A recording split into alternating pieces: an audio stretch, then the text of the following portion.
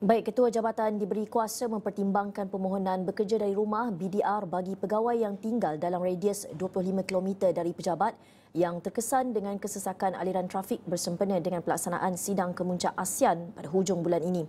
Kenyataan Jabatan Perkhidmatan Awam JPA memaklumkan langkah itu selaras dengan inisiatif Kerajaan Madani dalam mengutamakan takbir urus berdaya tahan dan prihatin serta selari dengan nilai teras madani seperti kesejahteraan, ihsan dan kecekapan penyampaian perkhidmatan awam.